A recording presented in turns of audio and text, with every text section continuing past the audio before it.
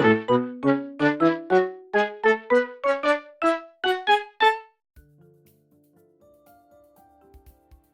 back to my channel, and in today's video I am going to be talking about children's illustration, and I'm going to be talking about my views and tips and advice and just sharing my thoughts really.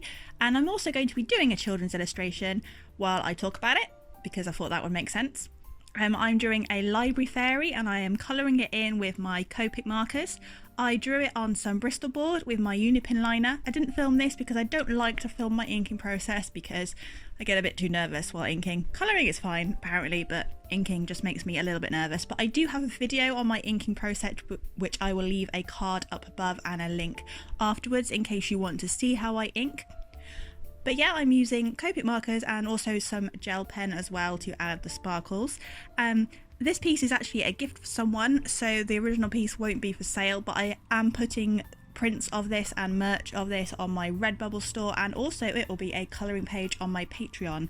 I have quite a lot of colouring pages on there. I have the mermaid mouse, what I did recently, that's on there, and quite a few others, and there's also things like early access to videos and bonus content, so do go and check that out if you want to colour this yourself. I thought I would do a video on children's illustration because this is one of the styles that I really gravitate towards. It's very natural for me. I find it quite natural to do. I love children's illustration. I love children's picture books because I am a big child, and not just because I'm a big child, because I really appreciate the artwork and the details that go into a lot of it. And I also love the variation of style that you can get within children's illustration. You have almost like realistic style, and then you have simple style but yet really effective expressions within the simple styles. You can have cutouts on photographs, you can have all different sorts of media and all different sorts of images, and it's just a really good place for imagination and creativity. And I did watch a video about a week ago from Saphira Lou, who did a really good discussion video on children's illustration, and I will leave a link down below to that. I did have this idea separately, but I thought it was really good to mention her video because she came up with some really good points and ideas, and I really enjoyed it, and I really love what she did, so make sure you go and check her out too. So the first thing that I would say about children's illustration, if you want to get into it, is I think you need to really research the topic quite thoroughly, because there are quite a lot of styles. Like I said earlier, there are many styles of children's illustration. So a good thing to do is to look at lots of children's picture books. And you can do this in many ways. You can go online and research children's illustrators. You can buy some books, although that's a bit expensive. Or you could go to a local library and borrow books. No shame in borrowing children's books. I do it all the time. It's just a really good way to immerse yourself in the world of children's illustration, and then you can also read the stories that go along with it as well and kind of get a feel for what you want to do. Also follow some children's illustrators on social media as well, so you can see what they're doing and how they're getting on and what they're posting. I follow a couple. My favourite illustrator, children's illustrator, has to be Nick Sharratt, and I follow him on social media. I also met him once too. I went to one of his events because I'm a super fangirl, and I did do a video about it, so if you want to hear my cringy story, I will leave a link to that too. So yeah, you need to research children's illustrators and all the illustration styles and just see how their pictures work with the story as well, because part of children's illustration, especially if you want to do picture books for younger children, is to really tell the story through the pictures.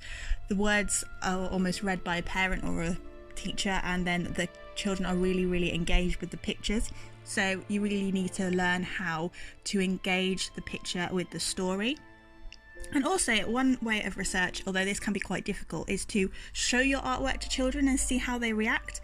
If you've got children in your family, you can do some pictures for them and see how they react to it, or you could volunteer at a children's club and maybe do some colouring pages for them. That's one of the things that I do, and just see how they react. But this can be quite difficult if you don't have any children or know any children, so I understand that that can be quite tricky. So yeah, definitely do your research. The next thing I would like to talk about is characterization and expression, and this is really important in children's illustration, whether you're doing really small children's picture books or you're doing a bit older, more detailed pictures for children, because the faces and the expressions of the characters must portray the story, and it does kind of springboard from my point before where the pictures really need to engage with the story. And one way to do this is to have some really characterful people, animals, characters. You need to have really expressive faces and expressions, and that's true for even the very simple pictures and the simple styles. So one way that I have practiced doing this is by drawing people I know as characters or animals. And one thing I've done is I have drawn my colleagues at work as animals for various displays in the children's library. I work in a library, in case you didn't know. And that has been really useful exercise. I'll leave a picture of it on the screen there for you to see.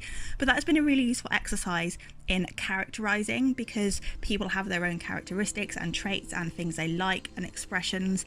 And it was really helpful to put that onto an animal.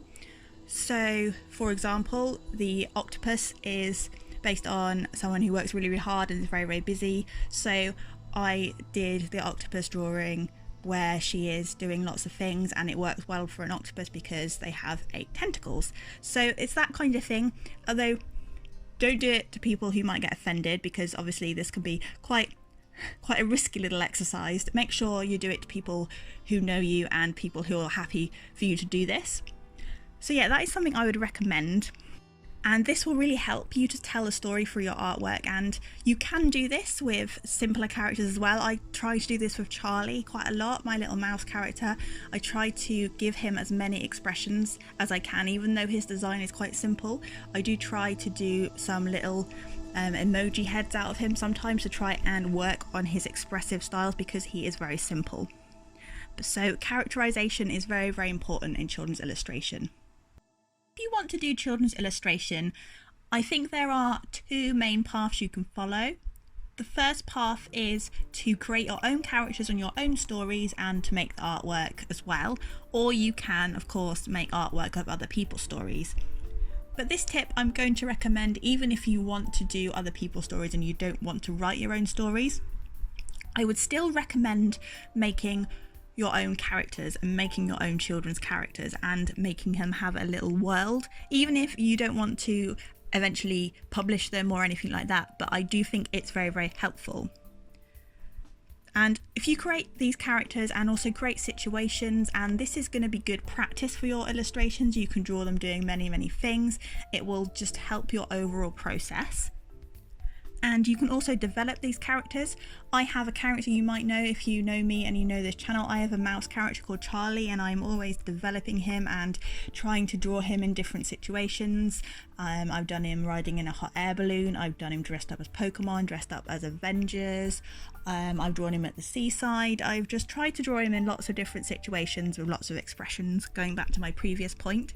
And this is really helpful because these skills can then be transferred if I have to do a certain colouring page for work or a certain display, or I want to do something different. I can use these skills that I have learned in my own children's character development, and then I can apply it to my other artwork.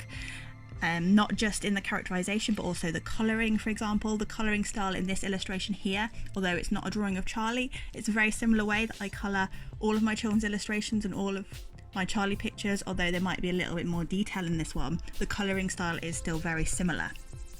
So I really would recommend you coming up with your own character and designing a world for them, because it's really good fun to do that. If nothing else, it's really good fun to have your own little character and just develop it. It doesn't have to be complicated, but that's something I would really advise you to do if you do want to get into children's illustration, even if you don't want to end up writing the stories yourself. So another thing that I would like to say about children's illustration is that you do have to pay attention to detail. This is not the same kind of detail that you have to do in realism, unless you are doing a realistic illustration style, of course.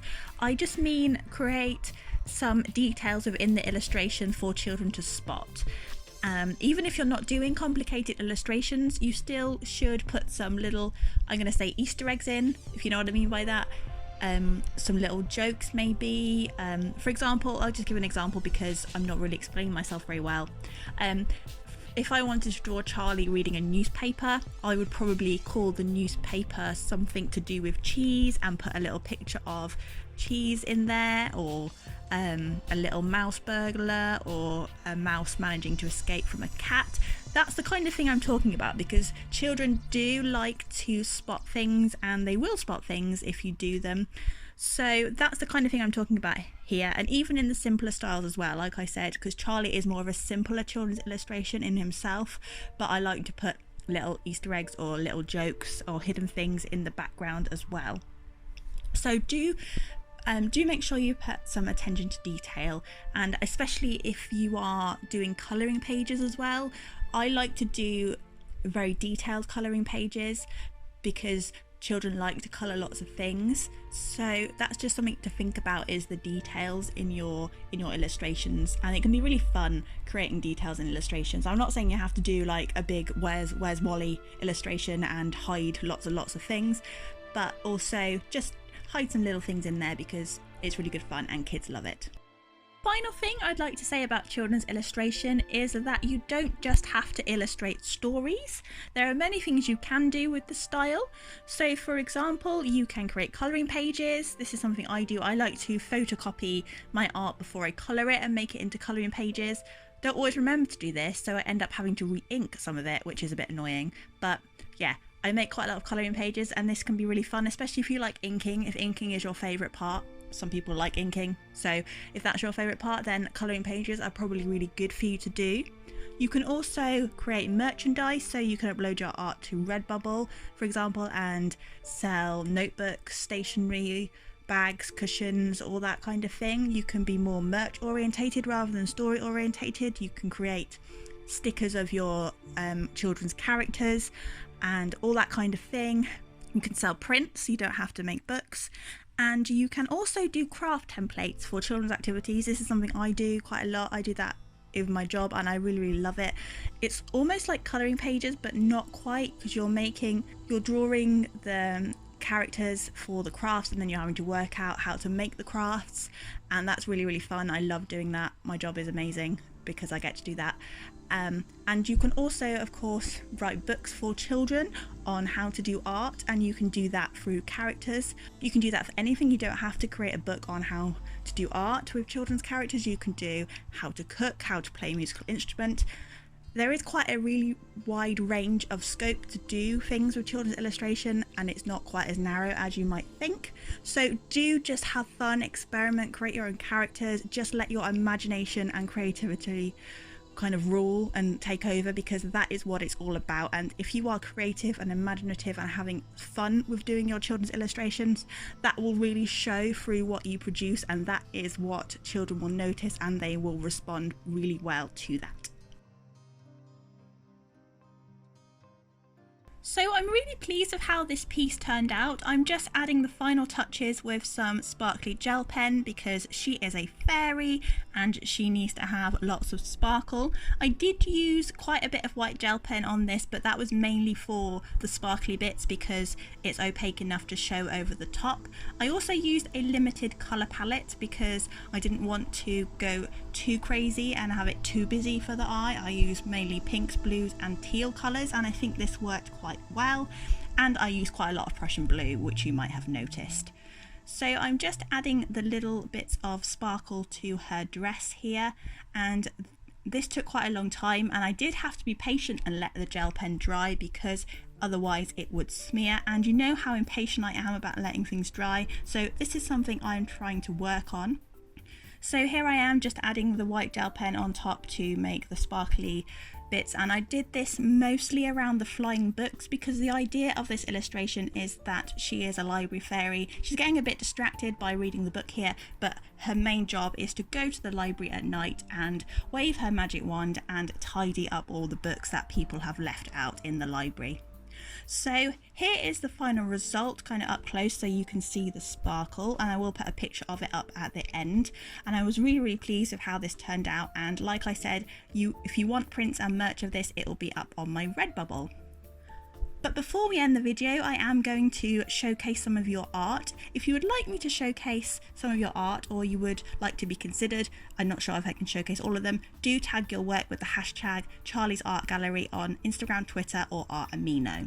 So the first work is by Owana Illustrations, and it is this really beautiful ink or watercolour. I'm not quite sure if it's ink or watercolour, but it's really, really pretty anyway, and it's this really nice fish, and I love the deep shading in the water. Next we have Pale Face Pokemon. That's an awesome name because Pokemon are awesome, and I really love how the owl is looking to the side here. I think that's really, really cool. And now we have Lonely Wanderer, and I had to include this because I just love how the 3D effect is on the maze. That's just amazing, and how do you do that? I just don't know. And finally we have Shezvi, and she has done a really nice watercolour mermaid for Mermay. So that is all for today's video. Thank you so much for watching, and I'll see you next Thursday. Bye for now.